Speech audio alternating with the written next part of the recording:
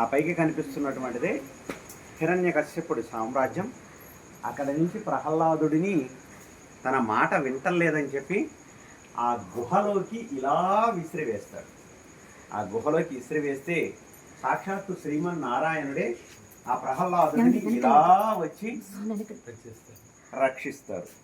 అలాగే రక్షించే సమయంలో కూడా ఆ ప్రహ్లాదుడు ఆ పైనుంచి ఆ గుహలో చీకటి కారాగారం అంటారు, ఆ చీకటి గుహలో పడేటప్పుడు కూడా తనకేదో ప్రమాదం జరుగుతుంది, తనకేదో జరుగుతుందని అనుకోలేదట. వెంటనే ఇలా తన హృదయాన్ని పట్టుకొని హరి అంటూ ఆ గుహలో పడ్డాడట. అంటే నాకేమైనా పర్లేదయా, నా హృదయంలో ఉన్నటువంటి హరి నువ్వు మాత్రం క్షేమంగా ఉండాలి అని అలా హృదయాన్ని పట్టుకొని ఆ పైన ఉన్నటువంటి హిరణ్యకశిపుడు కోటలోంచి, ఇప్పుడు మనం యోగానంద నారసింహస్వామి ఆలయంలోకి వెళ్తాం, ఆ పైనుంచి గుహ ఉంటుంది. ఆ గుహలోంచి మనం సినిమాలో చూసాం కదా, ఇలా విసిరివేస్తారు చీకటి కారాగారం. ఆ చీకటి కారాగారమే ఈ గుహ. ఇక్కడే స్వామి శ్రీమన్నారాయణుడు వచ్చి ఇలా ఆ ప్రహ్లాదుని రక్షణ చేస్తారు, పట్టుకుంటాడన్నమాట.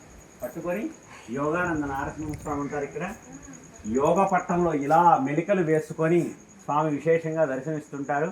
అంతేకాకుండా స్వామికి త్రినేత్రం ఉంటుంది. ఇక్కడ నారసింహస్వామికి త్రినేత్రం, మూడవ నేత్రం ఉంటుంది యోగానంద నారసింహస్వామికి. లోపల ఉన్నటువంటి నాగేంద్ర స్వామి మనకు విశేషంగా వివరంగా కూడా అవన్నీ చెబుతారు. అలాగే ఆ పైనుంచి వచ్చేటువంటి తీర్థము భవనాశిని తీర్థము, జ్వాలా తీర్థం అంటారు. ఇప్పుడు మనం జ్వాలను సేవించి వచ్చాం కదా, ఆ జ్వాలలోకి వెళ్ళినటువంటి వారు అక్కడ ఆ జ్వాల దాకా వెళ్ళలేనటువంటి వారు ఈ ప్రహ్లాద బడికి వచ్చి ఈ ప్రహ్లాద బడిని సేవించి ఈ జ్వాలా తీర్థాన్ని కూడా తీసుకొని వెళుతూ ఉంటారు. అది ఇక్కడ విశేషం. ఇప్పటికే కొంచెం కాలాతీతం అవుతుంది, అందుకని అక్కడ ఉన్నవారు చిన్నగా లోపల దాకా సర్దుకోండమ్మా. అందరూ ఒకేసారి పట్టరు, 2 సార్లుగా ఉంటాం. మేము కూడా లోపలికి వస్తున్నాం.